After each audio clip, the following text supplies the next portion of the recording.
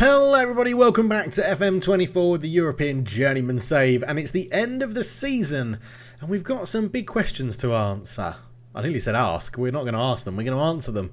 Let's go and have a look. Yes, hello everybody, welcome back to the Save and fellow managers. We have changed skin. We are still attributeless. If I look at Emmanuel Pecorino, our top goal scorer of 19 goals this year, we still can't see his attributes, but we have got rid of the pizza charts and stuff like that. As much as I love the Muster Man skin, it wouldn't get past a certain point in the save for some reason. It was just after, if we look through the results, we'll go through these as well. I think it was just after this game, was it? Oh no, it was going into April, I think, after the game against Ferrovara, the 3-3. I think it just wouldn't go into April. It was very, very weird. So I've moved over. I'm going to see if they can do a little beta test on it or a testing or something, but yeah, we've gone over, but results aren't amazing. February and March were pretty catastrophic. We picked up 3 points, and that was from 3 draws, 3 losses, 3 draws in 2 months. Not great. 4 losses actually, I can't count. 4 losses and 3 draws in 2 months wasn't great. Fenervacaros beat us. We then went and beat Beka Sakaba. ZTE beat us 4-1. That was really, really disappointing. Vasas, we beat them 2-0, and by which time we had crashed out of the European races, and we were just happy to rotate a little bit. So we went to a 4-2-3-1, tried something a little bit different, lost to the Puskas Academy in the 92nd minute, which was an absolute disaster. Beat MTK 4-1. I've just lost to Kisvada 3-2. We did have a little bit of an upturn in form. The 4-2 win against Bexakaba did see Will Dennis come back into the team, back from injury, got us a win. Really helped out with that. But you can tell we're overperforming because we've got a few players wanted here. Simon Gaspalamar is moving. A deal has been agreed with him to go to Sesakavara. Will Dennis is now wanted by Ferrovara, who are better than us in Hungary. Ben Spire is still not sure. There was a couple of other people, but I think interest may have waned a little bit. Pedersen did have interest in him, and we've said, while we're not going to actively promote him out for a sale, if someone comes in with a good bid, we'll consider it. And he was happy with that. But yeah, I mean, still outperforming where we probably should have been, even at this point. If we look at the season preview, we are 400-1 to win the league. Rock bottom. We are actually going to come secure mid-table, 6th out of 12. We can't catch the team above us. The team below us can't catch up in Ujapest, who we actually played today. But yeah, I mean, we're still a distance off the top. I think we did reasonably well to keep this maintenance going. And then, yeah, 6th. We found our place at 6th, and we've just been there ever since, to be honest. The 4-4-2, we had to mix things up due to injuries a little bit. So we did go to the 4-2-3 with the Durko Milanic 4-2-3-1 that we set up many, many moons ago in this series. But I think with players potentially coming back, we could go back to the 4-4-2 and see what we can pull out of it. I'm intrigued to know if the players leave who I think are going to leave next season, which I think will be Will Dennis, Pedersen. I think someone may come in for Furtado as well.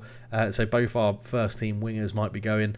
I think maybe someone might come in for Pecorino up front, and Gulubikas as well. He's had a very good season for us. If we just have a look at his history. Yeah, he's got a 7 here.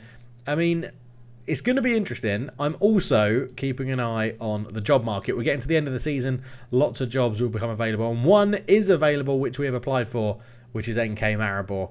I think we're going to get laughed out the building. In all honesty, I don't think they're going to give us a chance. But if they do, it'll be brilliant. We'll win the league in Slovenia, and it will be brilliant. And I'll do that. If we get the Maribor job, I'll wear my Maribor shirt for every single video that we do as Maribor manager. Because I've got like 3 of them. So it's not going to be hard to wear a Maribor shirt for every video. And yeah, so we shall see. Job security wise, as I said, a lot of let's take off international stuff at the moment. We don't want to look at that right now. But Maribor is available. They are currently 7th in the Priva Liga, which is terrible for them. We have Energetic BGU at the Visalia Liha, which I'm not that interested in, because that is, I think, is that the 2nd division, or is that the top? No, it is the top division, but they are bottom with 9 points, and they're only halfway through their season, so I think that would be a bit of a strange move. The Druha Liga is the 2nd division in Slovakia, so I'm not too sure I want to drop down to that. And NAFTA is available in the 2nd division of Slovenia as well. A couple of other people, though, are like very insecure. This one is Slavia Mozier, who are near the bottom as well, which is not ideal. In the Nagykanizsa in Slovakia, Banska Bystrica are insecure, but I've got a feeling they're bottom. Oh, they've just stayed up, I think, in the playoff. I think that's what they've done. I think they've managed to stay up in the playoff. Yes, they have. They're going to be in the Slovakian top division. So it's also going to come down to, do we fancy a change, to be honest? Because I think we may have taken this team as far we can go. The finances are looking dreadful. The board aren't committing to anything. They're not paying for coaching courses for us. We're not going to be able to strengthen the squad and bring better people in. A change might be right. We're leaving the squad in a better position than when we took it over. We've got they've had a youth intake as well, actually, and we've signed this guy Zoltan Gal come through the youth academy, so they can take his potential ability and hopefully develop him into something and get some money from him. So we've got a youth product coming through. So we're leaving it, if we do leave, we're leaving it in a much better position. But the risk with Journeyman Saves is, do you resign? That's the big question. If I feel like I've taken this club as far as I can get them, do we resign as manager and try and wait for a better position to come up, or resign so that people don't have to pay our compensation, which I'm sure isn't a lot. But they're the sort of questions we've got to answer, to be honest. And let me know your opinions down below, because it's going to be very, very difficult. But today we are taking on Ujapest in the final game of the season. They're playing as a 4-4-2, very similar to us actually, other than we play a deep line playmaker and an advanced forward. So they're not going to have many options up front. A pressing forward and deep line forward, I suggest, would push our line probably the highest it can go, that neither of those are really going to run in behind. Inverted winger's going to come in, a winger's going to keep the width on this side, full back will slightly push up, wing back will really push up, and two no-nonsense centre-backs. So I think we mark and kick Balic really hard, probably kick the deep line forward hard, but not mark him, because it means he'll pull out one of our centre-backs, and then we'll try and force the winger onto his weaker foot. Now, obviously, this is the Work the Space gold skin. Is that the one I've gone for? I can't remember what I've gone for. I think this is the Work the Space gold skin. And where is it? Why is not... It's normally just on the front page. Let's have a look. Let's go skin here. Yes, it's the Work the Space gold version 1.3. So I was torn between this or going back to Tato, and I think we'll go with this one and go with that. But anyway, let's go and play Ujapest in the final game of the season, and see how we can get on. So we've got suspension to Hayanga at left back, so we'll give Semechi the starting. We're going to play Bruno Matos. He's not played very much, and we know we can't lose any positions here. What I wanted to do actually was change to this. I wanted to give this a go. Two out-and-out wingers, two proper advanced forwards. We're going to try it. So Gublicas will go in there, Farkas will come out for Sorensen, and then Farkas comes out for Lungui. I just feel like both of them, because he's so tall and good in the air, both of them being on the last man to win either a header or get on crosses whilst being on the last man, we probably don't need him to drop too deep. And if that's not working, we can move Gublicas into an advanced playmaker as well and see how that goes. So we're going to try it. Sasbo can come out. We will... Granzer is still injured. Let's start Semechi at centre-back. We'll give that a little go. We'll put Sasbo on the bench. Jack Armstrong can come on the bench for Biro, which is annoying that he's injured. That's very, very irritating as well. But I think we go with that. Furtado, Winkler both in. Matos, Ferguson, Semechi, Rumenchuk, Dennis, Sorensen, Gulubikas, and Pecorino and Lungui up front. The only other slight tweak I made to the 4-4-2 is we're now playing out of defence as well, and we're focusing play down the wings, which we only normally do against the systems that play proper wing backs, but we're going to try it a little bit more regularly now. So we said we want to kick you hard, we want to do everything possible to you, so we'll tightly mark you and do that as well. Horvath, we wanted to show you onto your right foot so that you don't come into the width, doesn't give the width, and we need to do that to you as well. I don't think I said to do anything else in my little pre-game spiel, but let's have a go at this.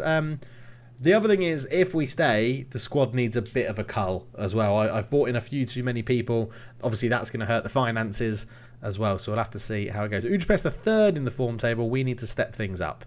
That is what we're going to say with this one. It's not normally a team talk I use very often, so let's get out there then and see what we can do. Ujapest, 3 wins of their last 4, a draw and a loss in there as well, playing the 4-4-2. And obviously, Nagykanizsa are playing a 4-4-2 as well. 2 wins, 3 losses in our last 5. Bit of a sketchy form for both teams, really, isn't it? Let's knock the highlight speed down where I'm doing it back on camera. And we'll see how this goes. Ujapest starting the best. I just feel like the whole thing at the club is running out of a bit of steam. I also feel like if we leave, I've got a feeling they'll get relegated. And that's... Oh, to square it. He does square it. Oh, what a goal that is. Bloody hell, that it's being flagged for offside. What? And it's got to be, if only Furtado, it can't be Lungoy in the middle. Hey, no one was offside. That's why I was surprised. Everyone looked very clearly onside. Sorensen put it through into Gulu. It's a great run from Furtado. And then the cutbacks there, and Lungoy is not going to miss that one. And that is 1-0. And I'm very happy with that. 1 shot, 1 on target, 1 goal, 1-0. Lovely stuff. It has given us a good XG though. So I do think that we've got this opportunity to create these chances using this system. But we're so bad at defending headers.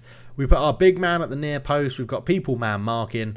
But the amount of set pieces we concede, I might be making it up. I don't know. We might not be worse than other people in the league, but it certainly feels like it.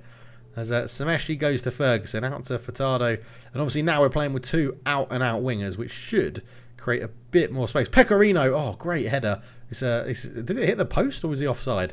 I wasn't too sure, but yeah, the out-and-out wingers do give us a little bit more space in the middle for the 2 central midfielders to have a bit more time on the ball. It does make us a little bit too wide in transition, but that's not too much of an issue. Back post header, Horvath hits the bar, and Sameshi at the back he's more of a full-back than a centre-back, so it doesn't surprise me he's getting beaten in the air a bit. Benai goes long, Balic brings it down. Good interception there from Pecorino, who looks to come forward with it all the way back to Matos. Romanchuk into Matos again, finds Sorensen in a bit of space. Sorensen ball through. I'm not even too sure who that was for, but we managed to win it back. Sorensen does find Pecorino this time. Pecorino turns, couldn't quite get the ball into Sorensen. 2 bad passes here, and we've turned the ball over very, very sheepishly and easily to the opposition as it's bouncing around. I think a foul has been given, and it remains 1-1. We've created the better chances. They're just having more of them. Now they've created a better XG than us. But yeah, I feel like it's not a dreadful system, this 4-4-2. I'm wondering, I know I wanted both of these to run in behind, but let's get you as a target forward on attack just to see if it makes you a bit more comfortable with the ball, see if we can get runners off. Because, yeah, we're not really creating very much. We haven't taken enough shots. I am going to say that. We haven't taken enough shots. They've made a whole host of substitutions there, which is very odd and very off-putting, to be honest. Right, you're still on. I think everyone we said, it was just you. We wanted to tackle you hard, right? Because you were the deep lying forward up there. As Gay chases the ball, Will Dennis is out and actually passes off nicely to Winkler. Golubikas. Winkler what is that for a pass again? We may have to take... I know we've got advanced forward, so the players will naturally look to put a ball in behind. So I think we're going to take that off. I think that is what is us giving the ball away in the middle of the park there. We've seen that a few times now, where we're giving away easy possession, and I think it is that pass into space instruction. But an hour gone... MTK's just caught my eye. They're 2-0 up, but they've missed 2 penalties with 2 different penalty takers. So, yeah, that's pretty shit for them, isn't it? Right, Sameshi having a shocker on a yellow card. He can come off and be replaced by... You can put Soto in there. Soto's done a decent job at centre-back for us previously. Winkler not really enjoying his time at left wing. Let's bring Pedersen on. Let's go back to an inverted wing up on attack and see what he can do with his slight knock. We'll see if he can make a difference for us. He's such a good player at this level, Pedersen, that when he's not in the squad, it is very, very noticeable. But Pedersen on a free kick from range over the bar, hits the top of the netting, not really troubling Benai in goal. But you can argue we're getting back into it a little bit. Not amazingly well, is it? I mean, let's mix it up back to the 4-2-3-1. Give that a go. You can come up here. Pedersen, Pecorino. No, we'll put Lungoy up there, Sorensen, and then Pecorino comes off to be replaced by Farkas can sit in there. How's everyone else fitness doing? That's 3 subs on. We've got 2 left and 1 more stoppage, so we don't have to do it too much. But the 4-2-3-1 should give us a little bit of something different, a few more bodies up front, so to speak, as Dennis claims that one out of the sky very easily, which is what we like to see. Will Dennis, obviously free transfer from Bournemouth, and has made a difference to the squad. Lunga, that's a great flick on that. Furtado could be in. He's got a 3-on-2. Back post, Pedersen! 2-1 up. And that's what I mean. This Darko Mlanic 4-2-3-1 with sort of one fullback pushing on and a defensive wing back on one side. There's minimal player sort of positional play, which I find a little bit annoying. I like my systems to have good positional play, but it is probably quite similar to what he would play in a 4-2-3-1, quite structured with, yeah, I mean, someone, apologies, I can't remember who put it in the comments, but they're like, they watched the highlights of Darko Milanic's tactics, and they were like, yeah, to call it structured with balls into the box is a bit of an understatement. So, yeah, I'm not making this up, folks. I do watch these people and see how they play. But Will Dennis, so we're on for a 2-1 win, and we're not really played our best either, as Rumenchuk goes back to Dennis. Dennis out to Matos on the left-hand side. Up it goes to Pedersen. And to be honest, I've probably been a bit too rigid with the 4-4-2, because Darko Mlanic did change from a 4-4-2 to a 4-2-3-1, depending on the opposition he was playing against. Now, we could get caught out here because we were left 2-on-2. But I'm not too fussed. Last game of the season. But maybe going into future clubs and future seasons, we do rotate our systems. He's offside. We rotate our systems a little bit more and try and exploit the opposition as best we can. But we'll have to wait and see, because next season will be next season, won't it? We'll have to see how that one goes. So we're still kicking you boys hard. That's fine. You've now gone up there, so we'll switch you to hard as well and see how we go. With 6 minutes of time added on, we could be ending the season with a win, but there is a highlight here. And, I mean, Ujapest probably deserve to be at least a drawing. You can argue we've taken our chances as Matos goes long. That's a lovely ball into Pedersen. Pedersen is there, squares it. Oh my word. Galubakes should score, and he's ballooned it over the bar. But you take the win. We end it with 3 points. We end the season very, very well. Good win against Ujapest, who, if they sack their manager in mid-table, I would be tempted. They are a bigger, better team than us. Very well done. We went on our best, but we got the result, which is very, very good. I'm happy. 6th v 7th, we get the win. 50 points. A goal difference of +6 really isn't that good, but you can see how tight the goal difference is in the middle. 6-2 -1. Fenerkavaros running away with it in the end. 11 points clear off the Puskas Academy. Fehervara in 3rd. Debrecen in 4th. And I think MTK are getting a European spot in 5th, which is wonderful for them, because the cup winners won the league. Ferencváros also won the cup as well, so their place goes into the league, or so we were told in a news item. But we do get a little bit of money, 88.92, and we pay out 115k. So we've made a loss by finishing in that position in the league, which is a little bit annoying, isn't it? When you lose money, paying out more bonuses than you get in. But that's what it is. That's not a problem. We'll go forward a little bit further, see if we can get to the quick end of year review and see what we can do. But I do like this skin. I do like, even without attributes, I do like this skin. But obviously it means, we'll be diving into the data a little bit more. As a Zest Elok got Rookie of the Year. Adam Peter Farkas came 2nd. Not too bad. Pecorino still making good improvement, which is good. Furtado gets his assist bonus. He'll be happy with that, getting an extra $2,000. And the board have given us £65,000 a week. And they've actually given us a transfer budget. I don't know how they figured that one out when we're like we're nearly £2 million in debt. And they've given us a transfer budget and a wage budget. Well, maybe it's not all over at Nagykanizsa. We'll have to wait and see. But it looks like the end of season review may be a little bit too far on for this video, but there's not much to discuss. Pecorino was really good up front with 19 goals, 13 goals for Pedersen as well. 16 assists for Ruben Furtado. So the new boys coming in have had a great great starting season. Even Hangya at left back as well, although he'll be getting on a bit now, 33 years old, so we'll have to see how he gets on. But I am happy with the season. It's been a good season. I'm pleased with how it's gone. I think we can even go into, is it data squad new? Yeah, there we go. So game win percentage 100%. When Mensa played, we won, but he only made a 1 sub appearance. That doesn't really count. Half of that 64% was Kameshi. He played 12 sub appearances, 2 from the start. 57% for Rosas, 53% for Pedersen. So when he played, we won over 50% of our games. Same for Will Dennis, same for Winkler as well, who actually dropped out of the starting team quite a lot this year. And then a host of people there. But down the bottom, Gabriel Melli, 29%. 7 games he played, and we only won 29% of them when he was in the starting 11. Farkas started 14 games, 14 as a substitute, only 39% win as well.